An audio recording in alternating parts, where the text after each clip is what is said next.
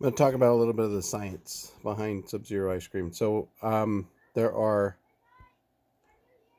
a couple of things. When you're freezing ice cream traditionally, you're using a machine or mechanical freezing, and so that's done with some type of refrigerant that's not coming direct in contact. It's being passed through a heat exchanger, like a AC unit.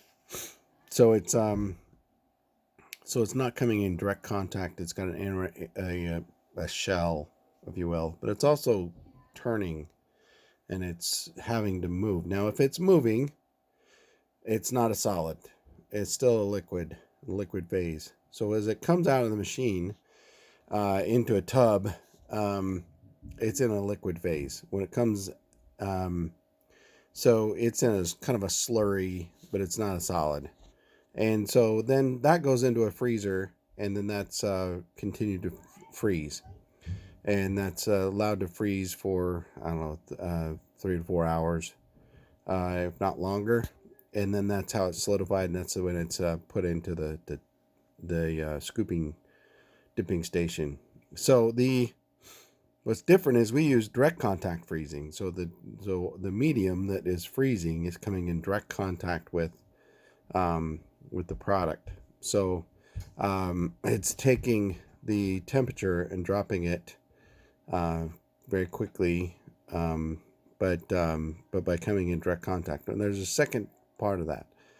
Um,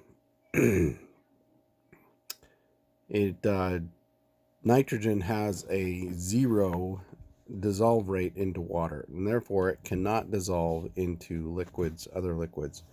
So it will not dissolve into uh, the ice cream mix. So give you a contrast in that dry ice or carbon dioxide will dissolve into water. In other words, that's why you get the carbonation. So it's one of the other factors.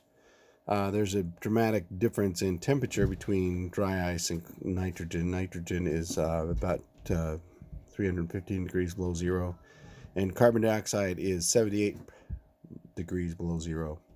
So a big difference in temperature. So the effectiveness in the freezing is much more with nitrogen. Third thing, um, academics have been using nitrogen to show that you can change the phase of ice cream mix, in other words, from liquid to a solid in the classroom. But what they've always done, and this is literally everyone, is that they describe it as putting a little bit of nitrogen. So if you have a half gallon of ice cream mix and you put 1 cup, so 8 ounces, very low ratio, into the ice cream mix, then it floats on top, and there's a phase, different phases. So it floats on top. Remember, it doesn't dissolve into the cream, so it floats on top. So it has different density than the ice cream or water. So it's lighter, so it floats on top. So anyway, as they stir, and they talk about stirring, and they talk about stirring with a wooden spoon because it doesn't transmit heat or conduct heat like metal or another instrument. So, but what that does is it's because it floats on top, it's very hyperactive, and it goes right to the edge of the bowl, and then hits the bowl and comes in contact with it and freezes the ice cream mix very very hard against the edge of the bowl. And then they do that again and again and again. And what they're trying to do is they're trying to drop the temperature through agitation. They're thinking they're agitating, but really they're not. And getting it to drop in succession of temperature. So what ends up happening is you end up having a very hard crust, very thick hard crust on the edge, and a liquid in the center. So it never fully freezes all the way down to the center, and then it's really not edible. It's either too soft or it's too hard. So what we figured out is that by and Theodore Gray, he was a who writes for Popular Science. He also was the author of Gray Matter, and also the founder of Mathematica, which is a scientific software company. So the Theodore Gray talks about preventing an unbreakable crust when making the ice cream. What we do, on the other hand, is we put all of the nitrogen in at once, and we allow those phases to form. So you're going to have a phase of cream, and you're going to have a phase of nitrogen that sits on top, and they're going to be fairly equal. So we also use a bowl that's shallow, and so therefore the layers are much wider than they are thick. And so you have the two layers, nitrogen's on top, and they're being fairly equal. And then at that layer, that phase layer, right at the middle, okay, it's going to form a crust, and it's going to be like a sheet. And think about like a ice sheet on a lake, and that ice sheet is, then we take the spade and we go to the edge of the bowl, and it's fairly thin at that point in time, and we start scraping, and that scraping causes it to a plow effect. And in the patent it says plow. It also describes folding, but it folds by plowing in on itself, and that layer raises up. As it raises up, the nitrogen falls to the next layer of liquid that it comes in contact with, still floating on top, forming a new layer.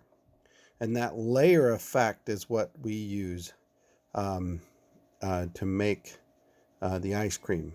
So we're literally the only method that, because we're going that uses the solid, we're actually creating the solid at the time of the freezing.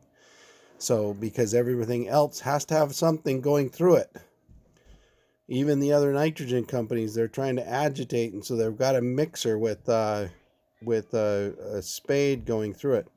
We, on the other hand, are waiting for that formation of the layer before we scrape it, which causes that layering effect. Now, it happens so quickly, and our layers are so thin that sometimes it seems like we're agitating, but we're really not. That's not really the method.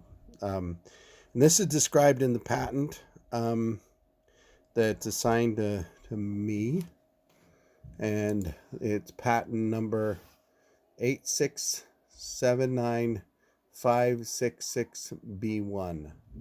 So issued on my birthday, March 25th, 2014. So that was, so if you'll see a graphic there, just a drawing, and it shows the three layers that we call it the boundary layer of between the liquid nitrogen and the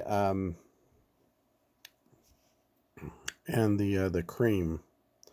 That boundary layer is what forms that crust that then we break and allow it to raise up, and then the nitrogen falls to the next level.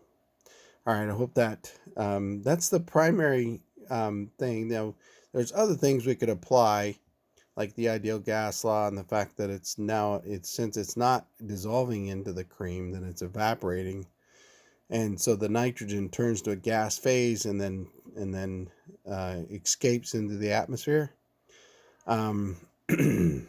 If you were to use nitrogen gas, you wouldn't be able to get it to inject again. Like it's lighter, so it's not going to. It would have to come from the bottom, which would clog any port and just wouldn't be possible. So if you were to use a higher temperature of nitrogen, it wouldn't be it wouldn't be a liquid. So that's so paying attention to the density, to the temperature aspect, to the fact that it's the different phases. And so what I think is really, really interesting about this is that we go into schools and teach um, states of matter and the ideal gas law and how pressure and temperature and volume and that's exactly what's happening with our ice cream mix. Our ice cream is done in exactly that manner. We use the ideal gas law and states of matter and the phase changes to in direct contact freezing. Excuse me. Um, and phase layer formation. So, thanks.